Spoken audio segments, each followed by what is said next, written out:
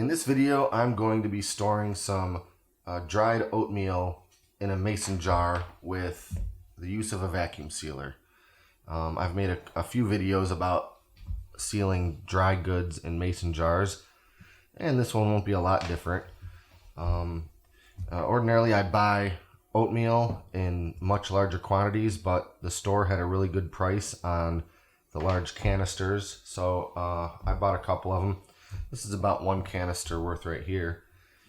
Now, before we seal these, I want to mention that I did freeze these for 3 days before canning, before putting them in a jar. And the question comes up a lot: do you have to freeze something before you seal it? And it just depends what it is. My rule of thumb is if it's a grain of any sort, freeze it. Those are the things you're more likely to get any kinds of weevil eggs or anything like that in. And freezing is what you do to destroy those eggs so they can never hatch. I've never seen weevils or any kind of bugs crawling around in my oats, but I know it can happen, and if I'm getting larger quantities of it, I think it's more likely. So I didn't show it in this video because I already did it, but put your oats in an airtight, watertight container. If you have a lot, use a 5-gallon bucket. If you have a little, you can use a Ziploc bag or some other airtight container. Freeze it for a minimum of 3 days, and then when you take it out of the freezer, let the container and the contents come back up to room temperature before you open it.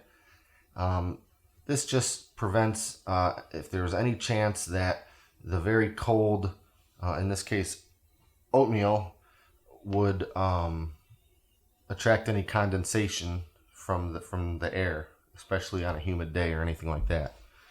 So these oats have been frozen and then brought back up to room temperature. Now the procedure is very simple. You got your mason jar, you got your funnel, and a scoop. And just like anything, I'm going to go ahead and fill this thing on up.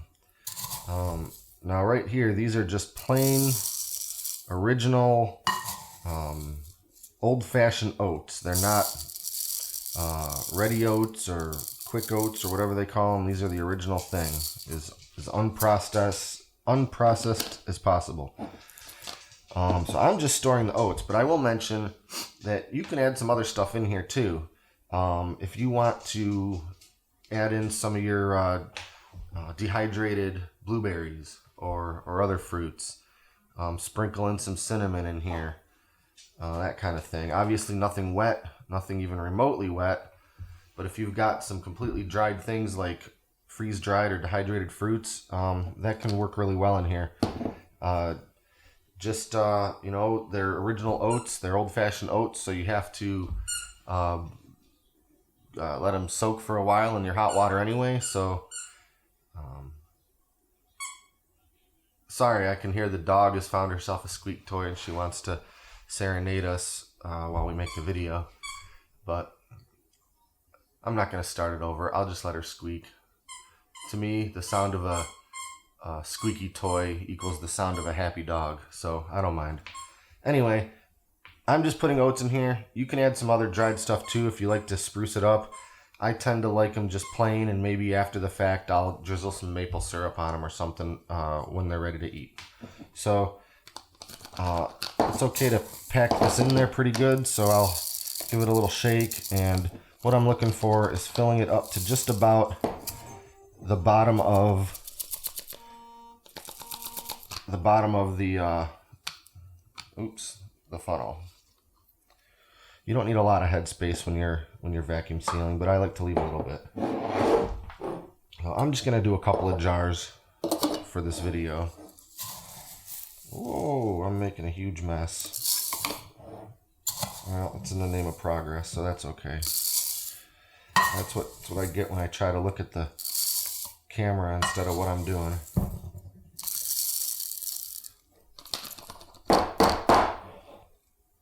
A little bit more. more there. Alright, I'm just going to do these 2 jars now for the video because that's enough to get an idea of what I'm talking about.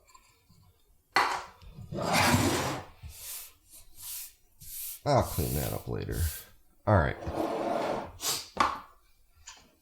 Next step, just setting your lids on.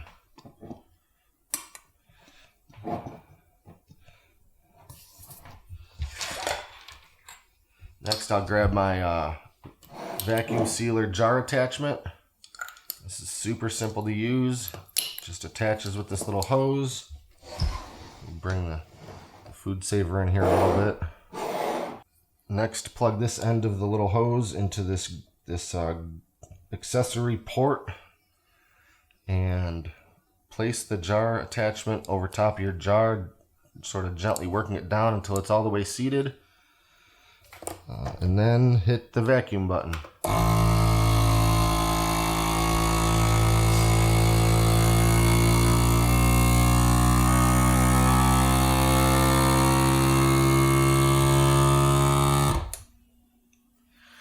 So we don't gotta wait for the machine to seal because it's not sealing anything. Now to remove the jar attachment from the jar, you have to release the pressure that's still in the hose. So we pull that out, sort of very gently twist the attachment right off. Now you have a completely sealed lid. You can tell that the lid isn't popped up in the middle. It's perfectly sealed. It's not going anywhere. And then I know I get a lot of comments about this, but I put the rings on. There's nothing wet about this. There's no moisture. The place that I store these is very dry. So I'm putting the rings on because it just gives me an extra sense of security that little lid's never going to come off by accident. Some people say when you store it with the rings on, you're inviting moisture to collect between the lid and the ring, and it could rust. I've got jars in my pantry that I sealed years and years ago, and I've never seen a spot of rust on them. So anyway, next one, same thing. Put the lid on, sort of make sure it's nicely seated. Plug in the hose and hit the vacuum button.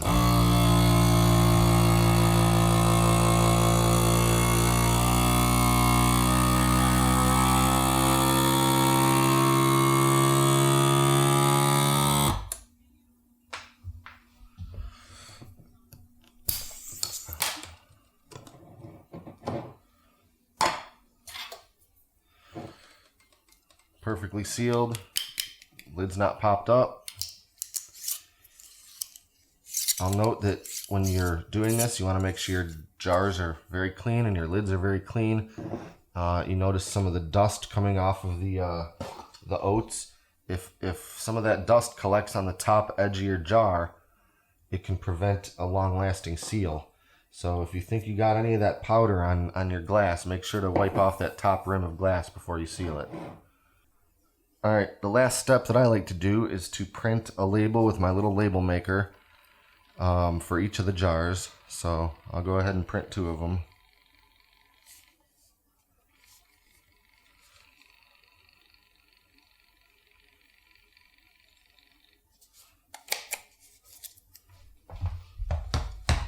Now this thing always adds more label than is necessary, and I don't need all that excess, so I usually take my little scissors here and just trim off the excess label that I don't need.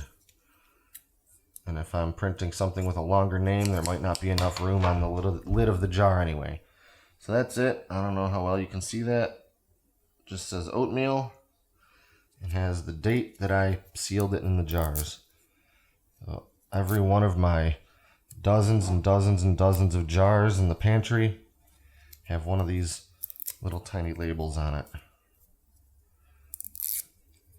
Because there's no way I'm going to remember what I did last year, let alone 5 years ago or longer. So that's it.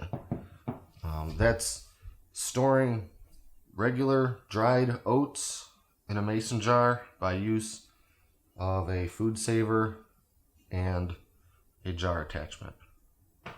Until next time, this is Great Lakes Prepping.